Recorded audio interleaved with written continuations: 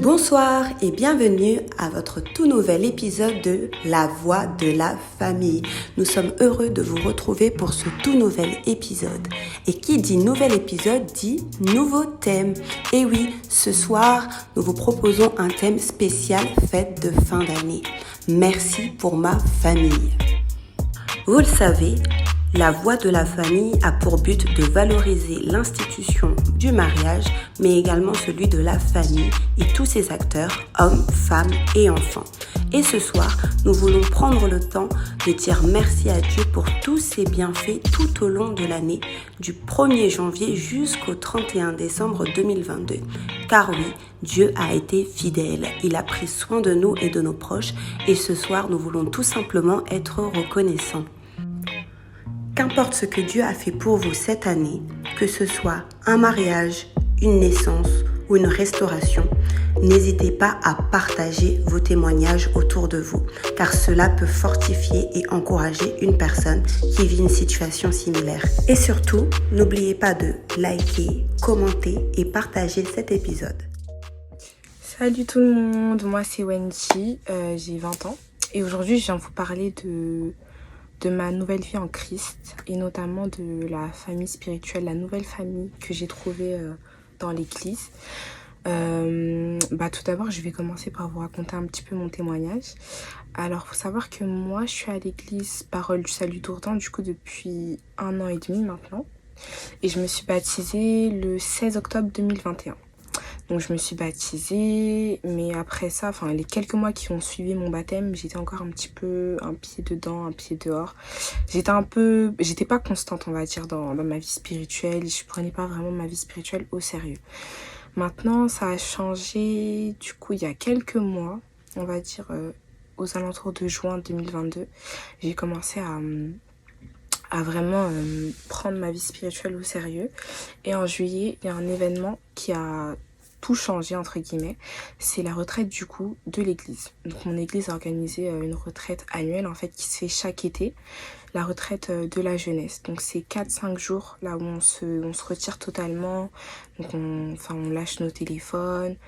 Là on l'a fait à l'église, en général ça se passe dans une autre ville en dehors de l'église, mais là on l'a fait à l'église. C'était 4-5 jours là où il y avait toute la jeunesse de l'église et on est venu vraiment chercher la présence de Dieu. Donc 4-5 jours c'était vraiment focus sur des temps de prière.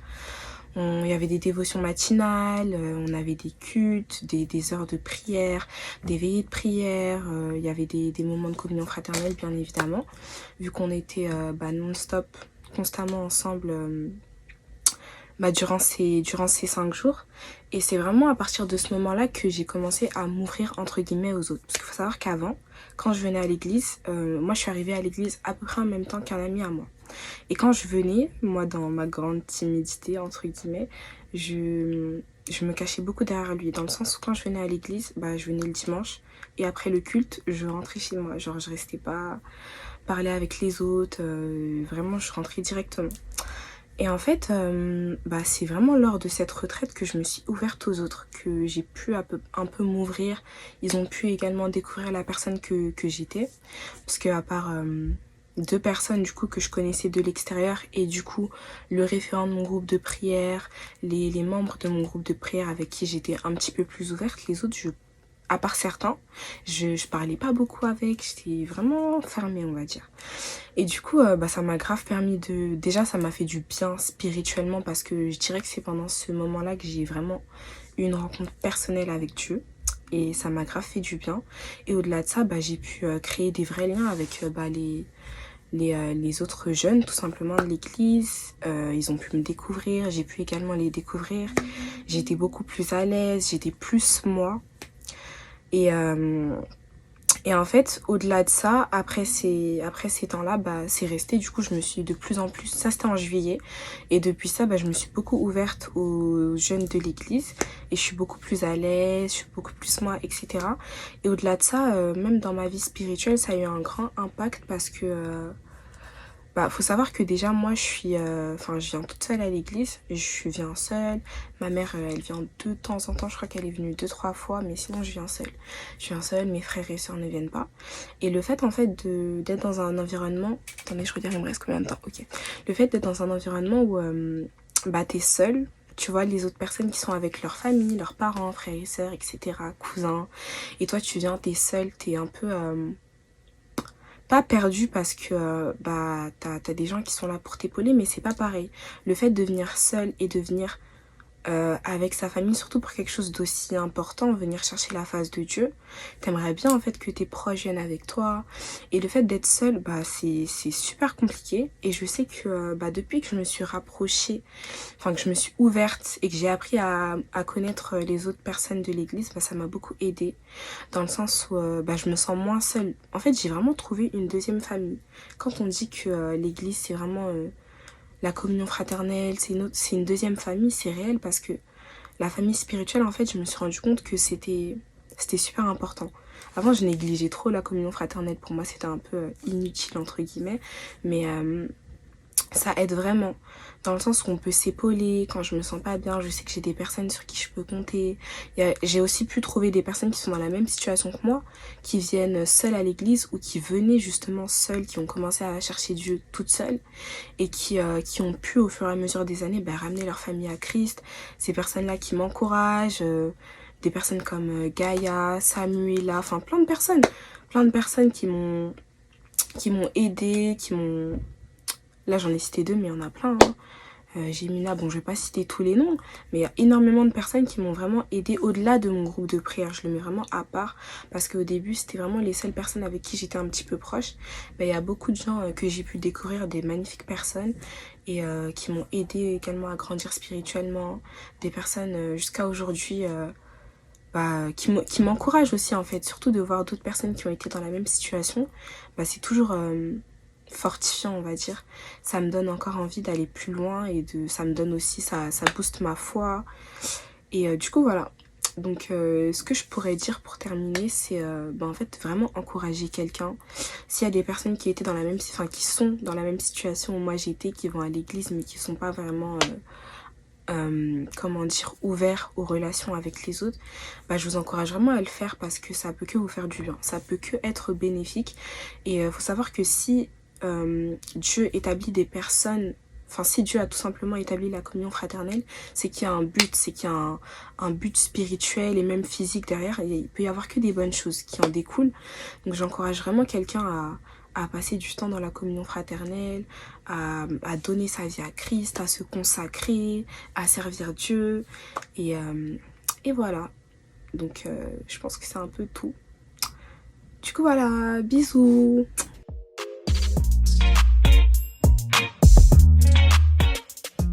Bonsoir à tous. Bonsoir. Alors, nous sommes le couple Beaumoré, Christian et Brenda. À travers ce témoignage, nous voulons tout simplement rendre grâce à Dieu pour ce qu'il a fait pour nous en cette année 2022. Dieu nous a vraiment fait du bien. Il nous a bénis. Notre histoire a commencé en 2014 et aujourd'hui nous sommes en 2022. 8 ans après, le Seigneur a accompli son plan pour nous et nous voulons tout simplement le témoigner, afin que ça puisse édifier des personnes qui passent par des situations compliquées comme nous on a pu le vivre, et tout simplement pour partager notre victoire aujourd'hui. L'année 2022 est une année des miracles pour nous. Et j'ai dit miracle comme ma femme vient de le dire tout à l'heure. Ça fait plus de 8 ans qu'on se connaît. Nous nous sommes rencontrés en 2014 et aujourd'hui en 2022, donc ça fait 8 ans. Nous nous sommes mariés le 29 juillet 2022. Et c'est vraiment un miracle pour nous. C'est vraiment quelque chose de grand que Dieu a fait pour notre couple. Et lorsque nous nous sommes connus, les choses n'ont pas été toujours simples. J'avais 18 ans quand j'ai connu ma femme. À cette époque, je n'avais pas forcément quelque chose qui pourrait me permettre de croire qu'un jour j'allais la marier. J'avais vraiment rien. Je ne savais même pas encore dans quelle direction j'allais aller à cette époque. Et lorsqu'on s'est connus, peu de temps après, j'ai eu cette conviction dans mon cœur que ça allait être ma femme. Et je me souviens, j'étais encore en train de servir Dieu à fond à l'église. Un jour, je lui ai demandé, qu'est-ce qui fait que tu restes encore avec moi alors que je n'ai rien? Et elle m'avait répondu, tu n'as rien, mais tu as Dieu. Et même malgré que j'avais rien à cette époque-là, le fait qu'elle me fasse comprendre, qu'elle me le dise que j'avais Dieu, ça m'a réconforté. Ça m'a réconforté et plus les années passaient, les choses ne devenaient pas simples. Autour de nous, ça n'a pas été facile. Tout était réuni pour que ma femme et moi ne soyons pas là où nous sommes aujourd'hui. Tout était organisé pour qu'aujourd'hui, nous n'arrivions pas là où nous sommes arrivés. Mais parce que Dieu, dans son plan, avait prévu qu'un jour, ma femme et moi soyons là où nous sommes, aujourd'hui, nous ne pouvons pas fermer nos bouches. Nous voulons simplement lui dire merci, merci, merci pour cela. Merci parce que Dieu, dans ces 8 ans d'années, Dieu nous a donné la force de persévérer. La persévérance. Nous avons persévéré à des épreuves très, très, très difficiles. Nous avions eu à perdre, pendant ces 8 ans d'années, des membres très proches de nos familles. Nous avions eu à avoir des échecs professionnels. Elle et moi, nous avions eu des moments compliqués, des moments très compliqués, des moments de rejet, des moments où nous nous sommes retrouvés que elle et moi et Dieu. Dieu nous a pendant ces temps-là formés, Dieu nous a pendant ces temps-là brisés, Dieu nous a pendant ces moments difficiles appris beaucoup de choses, mais aussi nous a permis de comprendre son amour, de se rapprocher encore un peu plus de lui, ce qui permettait à ce que nous puissions aussi renforcer notre relation. Et Dieu nous a donné le courage de combattre ce qu'il y avait à combattre. Dieu nous a donné des victoires. Dieu nous a donné des victoires et Dieu a mis des choses autour de nous pour nous aider à arriver à cette réalisation. Alors, rendre grâce à Dieu aujourd'hui, c'est pour nous vraiment un signe, je dirais, c'est pour nous une manière de nous souvenir à chaque fois d'où Dieu nous a tirés. C'est vraiment important pour nous aujourd'hui de dire merci à Dieu. Ce n'est pas que en fin de l'année 2022 que nous allons dire merci à Dieu, mais chaque jour de notre vie, nous rendons grâce à Dieu pour ce qu'il a fait pour nous. Nous sommes témoins et nous savons d'où Dieu nous a tirés. Dieu a tout fait pour notre bonheur. Dieu a tout fait pour que aujourd'hui, ma femme et moi soyons dans ce cadre de mariage, un cadre de bénédiction et que nous puissions bénéficier de cette grâce et de cette bénédiction qui est dans le mariage. Vraiment, j'aimerais nous encourager aussi à reconnaître la main de Dieu dans notre vie. À reconnaître la main de Dieu dans notre vie. Aujourd'hui, c'est peut-être facile de dire les choses qui se sont déroulées durant ces années que nous avions passées, mais il faut le vivre. Il faut le vivre pour comprendre. Ça n'a pas été facile, c'était compliqué, mais nous avions eu la foi. Nous nous sommes attachés à Dieu. Nous avons persévéré dans les moments compliqués, dans les moments difficiles. Nous avons essayé de comprendre ce que le Seigneur voulait nous apprendre, ce qui allait être bénéfique aussi pour notre relation. Et aujourd'hui, là où nous sommes, nous savons que le Seigneur va nous amener encore loin. Le Seigneur va encore faire beaucoup trop de choses demain, mais pour aujourd'hui, nous voulons nous arrêter. Nous voulons nous arrêter et regarder là où Dieu nous a tirés. Et lorsque nous nous souvenons de là où le Seigneur nous a pris, cela fait sortir de nos cœurs un sujet de louange et d'adoration. C'est pourquoi en ces fins d'année 2022, nous rendons grâce à Dieu pour notre couple, le couple Bomoré. Dieu a fait des grandes choses pour nous. Dieu nous a permis de nous marier aujourd'hui. Aujourd'hui, nous sommes mariés. Vraiment, c'est par la grâce de Dieu. Les gens qui nous ont connus avant voient vraiment la main de Dieu dans notre vie. Et nous voulons lui dire merci, merci, merci. Que le Seigneur soit béni, que le Seigneur soit béni et que le Seigneur vous bénisse aussi. Ciao. Ciao.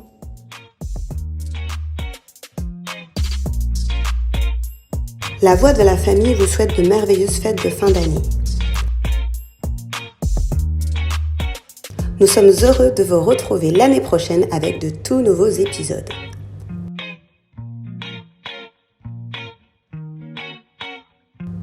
N'oubliez pas de vous abonner à la chaîne EEPS Dourdan TV afin de suivre toute notre actualité. Nous vous souhaitons une bonne fin d'année 2022. Bye, soyez bénis. Place à la famille. Place à la famille.